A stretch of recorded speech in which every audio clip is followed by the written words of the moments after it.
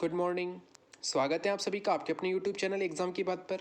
आज है 18 दिसंबर 2020 और आज मैं आपके लिए लेकर आया हूँ 18 दिसंबर 2020 से जुड़े करंट अफेयर के इंपॉर्टेंट क्वेश्चंस, साथ ही आज का एक छोटा सा टेस्ट। इस छोटे से टेस्ट में कुल 2 प्रश्न होंगे। आप सभी को इन 2 क्वेश्चंस के आंसर कमेंट बॉक्स में देने हैं। दोनों क्वेश्चन बहुत ही इंपॉर्टेंट है, तो इनके आंसर आप कमेंट बॉक्स में ज़रूर दीजिएगा। तो चलिए शुरू करते हैं। आज का हमारा पहला प्रश्न है, डीआरडीओ के द्वारा किस राज्य में स्वदेशी मिसाइल पृथ्वी 1 का सफल परीक्षण किया गया है। तो आपको याद रखना है, डीआरडीओ के द्वारा हाल ही में भारत के ओडिशा राज्य में स्वदेशी मिसाइल पृथ्वी 1 का सफल परीक्षण किया गया है। यहाँ आपको याद रखना है कि डीआरडीओ के द्वारा किया गया है पृथ्वी 1 का सफल परीक्षण, और कहाँ पर किया है तो ओडिशा राज्य में किया है। अब आपको ओडिशा राज्य से जुड़े कुछ इंपॉर्टेंट फैक्ट याद रखने हैं। ओडिशा राज्य की राजधानी है भुवनेश्वर। वर्तमान में इसके मुख्यमंत्री हैं नवीन पटनायक और राज्यपाल है गणेशी लाल। साथ ही आप याद रखिएगा, ओडिशा राज्य में है कोणार्क का सूर्य मंदिर। सबसे प्रसिद्ध है कोणार्क का सूर्य मंदिर, जो कहाँ पर है, यह है ओडिशा राज्य में। इसकी स्थापना हुई थी 1250 में। सन 1250 में नरसिंह देव वर्मन के द्वारा कोणार्क सूर्य मंदिर का निर्माण करवाया गया था। साथ ही आप याद रखिएगा, यहाँ पर है हीराकुंड बांध। जो सबसे इंपॉर्टेंट क्वेश्चन बनता है कि हीराकुंड बांध किस नदी पर है, तो हीराकुंड बांध है महानदी पर। तो महानदी भी हुई ओडिशा राज्य में। तो ये इंपॉर्टेंट फैक्ट है ओडिशा राज्य से जुड़े, जो आपको याद रखने हैं। अब बात है डीआरडीओ की, तो डीआरडीओ से जुड़े कुछ इंपॉर्टेंट फैक्ट है। सबसे पहले बात करें डीआरडीओ की फुल फॉर्म, पूरा नाम क्या है। डीआरडीओ का पूरा नाम है defence research and development organisation. इसकी स्थापना हुई थी सन 1958 में। इसका मुख्यालय है नई दिल्ली में। भारत की राजधानी नई दिल्ली में है डीआरडीओ का मुख्यालय। इसके प्रमुख है डॉक्टर जी सतीश रेड्डी। तो आपको ये 4 इंपॉर्टेंट फैक्ट याद रखने हैं डीआरडीओ से जुड़े हुए। क्वेश्चन नंबर 2 है, इंटरनेशनल मुक्केबाजी hall of fame and museum 2021 श्रेणी में किस मुक्केबाज को नहीं चुना गया है। तो आपको याद रखना है कि इनमें से हेनरी क्रेस्लो को hall of fame and museum 2021 श्रेणी में नहीं चुना गया है। वही अगर बात करें तो इस श्रेणी में जो है 3 नाम चुने गए हैं, फ्लाइड मेवेदेर, व्लादिमीर क्लिटिस्को और लेला अली। इन तीनों को जो है इंटरनेशनल मुक्केबाजी hall of fame and museum 2021 की श्रेणी में चुना गया है। आपको ये इंपॉर्टेंट फैक्ट याद रखने हैं और साथ ही आप इन तीनों के नाम जरूर याद रखिएगा। अगला क्वेश्चन है, हाल ही में किस देश ने भारत को करेंसी मैनिपुलेटर्स देशों की लिस्ट में शामिल किया है। तो आप याद रखिएगा, अमेरिका की। ठीक है दोस्तों, अमेरिका देश ने भारत को करेंसी मैनिपुलेटर्स देशों की लिस्ट में शामिल किया है। इंपॉर्टेंट क्वेश्चन है और आपको याद रखना है। अगर बात करें अमेरिका की, तो अमेरिका की राजधानी है वॉशिंगटन डीसी। अमेरिका के अभी नए राष्ट्रपति बने हैं जो बाइडेन। तो आपको याद रखना है, जो बाइडेन जो है ये अमेरिका के 46वें नंबर के राष्ट्रपति हैं। इससे पहले डोनाल्ड ट्रंप 45वें नंबर के राष्ट्रपति थे और अमेरिका के 46वें राष्ट्रपति बने हैं जो बाइडेन। और उपराष्ट्रपति कौन बनी है, तो वे बनी है भारतीय मूल की कमला हैरिस। तो ये इंपॉर्टेंट फैक्ट आपको याद रखने हैं। बात करें चौथे फैक्ट की, तो चौथा फैक्ट है, खेल मंत्रालय ने भारतीय पैरालंपिक समिति पीसीआई पर लगे बैन को हटा लिया है। इंपॉर्टेंट फैक्टर आपको याद रखना है कि हाल ही में भारत के खेल मंत्रालय ने भारतीय पैरालंपिक समिति, जिसे कहा जाता है पीसीआई, तो इस पर जो बैन लगाया गया था उसे हटा लिया गया है। ये एक इंपॉर्टेंट फैक्ट है जो आपको याद रखना है। अगला प्रश्न है, हाल ही में किसके द्वारा भारत में 5,887 करोड़ रुपए की 4 परियोजनाओं को मंजूरी दी गई है। तो आप याद रखिएगा, हाल ही में विश्व बैंक ने भारत में 4 परियोजनाओं को मंजूरी दी है जिनकी लागत है 5,887 करोड़ रुपए। इंपॉर्टेंट क्वेश्चन और आपको याद रखना है। अब बात है विश्व बैंक की, तो विश्व बैंक से जुड़े कुछ इंपॉर्टेंट फैक्ट आपको याद रखने हैं। वर्ल्ड बैंक यानी कि विश्व बैंक, इसका मुख्यालय है अमेरिका की राजधानी वॉशिंगटन डीसी में। अभी मैंने आपको बताया कि अमेरिका की राजधानी है वॉशिंगटन डीसी और यहीं पर है विश्व बैंक का मुख्यालय। इसकी स्थापना हुई थी जुलाई 1944 में। आपको याद रखना है, विश्व बैंक की स्थापना कब हुई, तो जुलाई 1944 में हुई थी और वर्तमान में इसके प्रमुख है डेविड मालपास।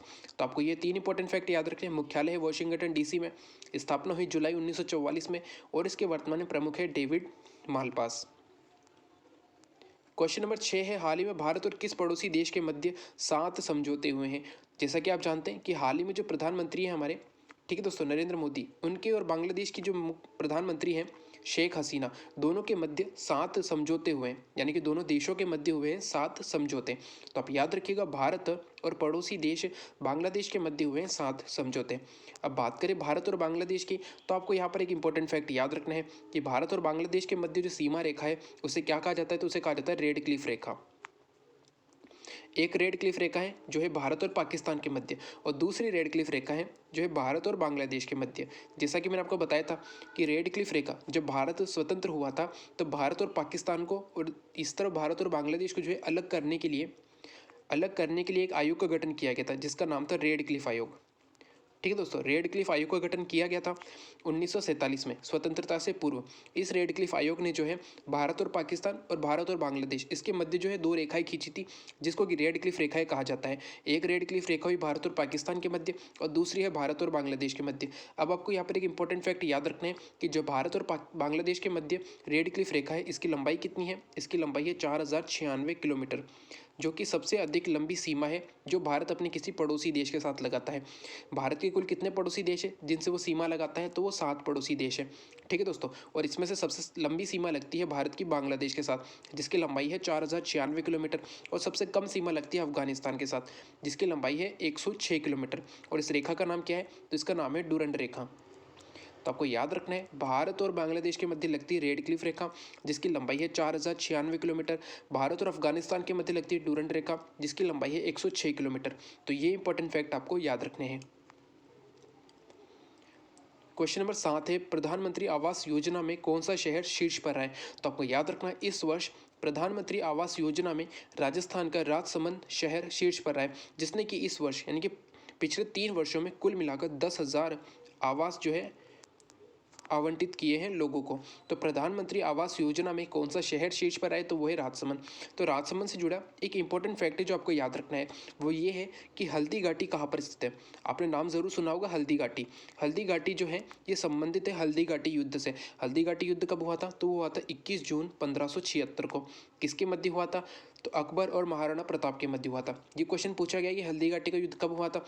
तो 21 जून 1576 को हुआ था। और किन के मध्य हुआ था? तो अकबर और महाराणा प्रताप के मध्य हुआ था। तो जो ये हल्दी घाटी का मैदान है ये स्थित है राजसमंद में, और यहीं पर यानी कि राजसमंद शहर को ही प्रधानमंत्री आवास योजना में शीर्ष स्थान प्राप्त हुआ है। इंपॉर्टेंट क्वेश्चन और आपको याद रखना है। आज के करंट अफेयर का अंतिम प्रश्न है, हाल ही में किस महिला कुश्ती पहलवान ने कुश्ती विश्व कप में रजत पदक जीता है? तो आप याद रखिएगा, भारत की है अंशु मलिक। ठीक है दोस्तों, अंशु मलिक जो है इन्होंने हाल ही में कुश्ती विश्व कप में महिला कुश्ती में रजत पदक जीता है। क्वेश्चन इंपॉर्टेंट है और आपको याद रखना है कि अंशु मलिक के द्वारा रजत पदक जीता गया है कुश्ती विश्व कप में।